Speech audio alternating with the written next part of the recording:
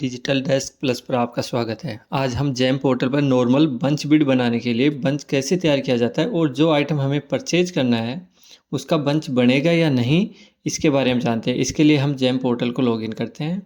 यहाँ पर हम आइटम जो परचेज करना है उसको सर्च बार में सर्च करते हैं। हम यहाँ पे कैलेंडर सर्च कर रहे हैं। आज हम जैसे wall calendar, table calendar, single page calendar और कैरी बैग का बंच बनाते हैं। तो इसके लिए जैसे ही हम सर्च बार में सर्च करते हैं तो बहुत से सर्च रिजल्ट प्राप्त होते हैं, जिसमें से हमें एक को चूज करते हैं जिसकी हमें बिड करनी है।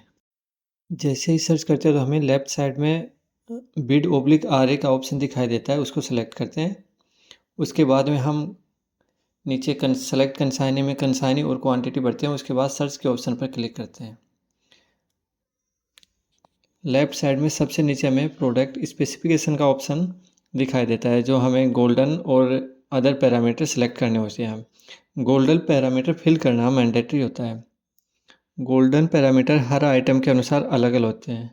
यहाँ पे जैसे कलर दे रखा है, साइज़ दे रखी है, फीचर्स दे रखे हैं, विड्थ दे रखी है, हाइट दे रखी है, ये सब चूज करने होते हैं। जैसे ये आप देख पा रहे हो कि बार बार जो जैम का लोगो है वो प्रोसेस की कार्रवाई दिखा रहा है, तो इसको कंप्लीट करने के हम साइट को रिफ्रेश कर सकते हैं, इसलिए हमारी प्रोसेस तुरंत कंप्लीट हो जाती है। हम सारे गोल्डन पैरामीटर फिल कर लेते हैं। यहाँ पे हम सबसे पहले वॉल कैलेंडर को फिल कर रहे हैं, इसलिए वॉल कैलेंडर का पैरामीटर सेट किया है। हाइट विड्थ, अगर हमारे पास हमें जो हाइट और विड्थ चाहिए इसमें अवेलेबल नहीं है तो हम एनी वैल्यू पर चूज़ करते हैं और ऐड टू कार्ट कर देते हैं।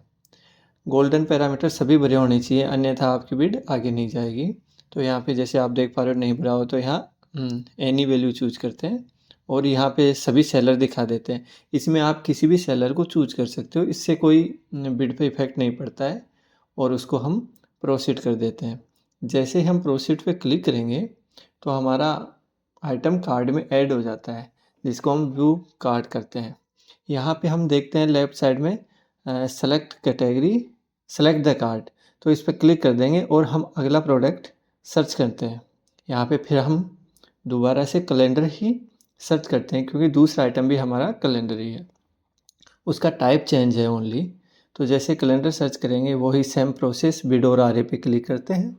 उसके बाद में सिलेक्ट कंसाइनी करते हैं, जहाँ हम कंसाइनी हम दूसरे अलग कंसाइनी भी चूज कर सकते हैं। जैसे अगर पीछे हमने और कोई कंसाइनी चूज किया हो तो यहाँ दूसरा कर सकते हैं। यहाँ नीचे जैसे बढ़ते हैं तो आप यहाँ देख पा रहे हो कि ऐड टू करंट कार्ट, ये आइटम इसी कार्ट में ऐड हो जाएगा तो इसका बंच बन सकता है। यहाँ पे ये फीचर्स का ऑप्शन है, यहाँ पे हम टेबल कैलेंडर चूज करते हैं। हम जैसे टेबल कैलेंडर चूज करेंगे बाकी गोल्डन पैरामीटर भी हम चूज कर लेंगे। हमें कलर कौन सा चाहिए, जो हमारे पसंद का कलर अगर इसमें अवेलेबल है तो ठीक है, अन्यथा हम एनी वैल्यू पे करते हैं। और ये जो कंडीशन है वो टर्म कंडीशन में बिड करते समय और या एडिशनल फीचर्स में बिड करते समय डाल देंगे, ताकि हमें जो प्रोडक्ट चाहिए वो हमें मिल जाता है। यहाँ पे गोल्डन पैरामीटर सारे हर आइटम के लिए अलग अलग गोल्डन पैरामीटर होते हैं। जैसे अब कैलेंडर है तो इसकी साइज़ के अकॉर्डिंग है, अगर और किसी बिड में जाओगे तो वो और कुछ मिलेगा। यहाँ पे जैसे ही हम सारे गोल्डन पैरामीटर सेलेक्ट करते हैं, उसके बाद में हम इसमें से किसी भी अब यहाँ आप देख पा रहे हो कि जैसे 4 ऑप्शन दिखाई दे रहे हैं कि अब किसको सेलेक्ट करें, कम वैल्यू वाले को या ज़्यादा वैल्यू।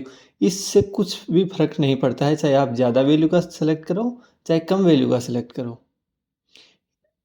ये आइटम आपका वो ही ऐड होगा टेबल कैलेंडर, इससे कोई वैल्यू नहीं होता, क्योंकि वहाँ पे जब टेंडर होता है तो उसमें आरए की प्रोसेस या बिड में आप देखोगे तो फाइट होती है, उसके बाद में आपको प्राइज मिलती है। तो आप यहाँ कोई भी चूज कर सकते हो, फर्स्ट भी कर सकते हो, सेकंड भी, थर्ड भी, फोर्थ भी। तो हम यहाँ पे चूज कर लेते हैं। जैसे हम चूज करेंगे इसको तो हमारे गोल्डन पैरामीटर अगर सारे सही हैं तो यहाँ प्रोसीड पे क्लिक करेंगे।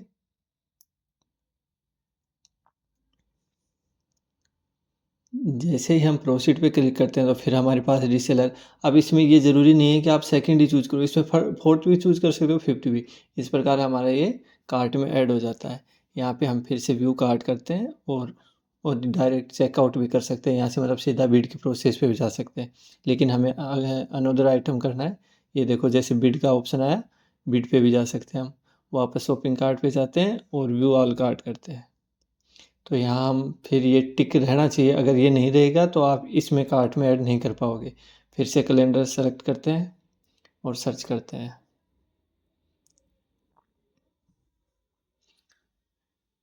ये सर्च किया, यहाँ जो हमारी कैटेगरी अवेलेबल रहती है, जो हमें परचेज करना है उस पे चले जाते हैं और उसको सेलेक्ट कर लेते हैं। यहाँ जैसे ही हम इसको सेलेक्ट करते हैं, वैसे डायरेक्टली कोई सिंगल पेज कैलेंडर अवेलेबल नहीं है, तो हम यहाँ ये जो पहले से चूज करते आ रहे हैं वो ही चूज करेंगे। उसके बाद में सेम हम उसकी गोल्डन पैरामीटर चूज कर लेते हैं। इसमें वॉल कैलेंडर, अब वॉल कैलेंडर जो ये आप फोटो पिक्चर में देख पा रहे हो, वो वॉल कैलेंडर वो दिखा रहा है जो कि 5-7 पेज के होते हैं, हमें चाहिए सिंगल पेज का।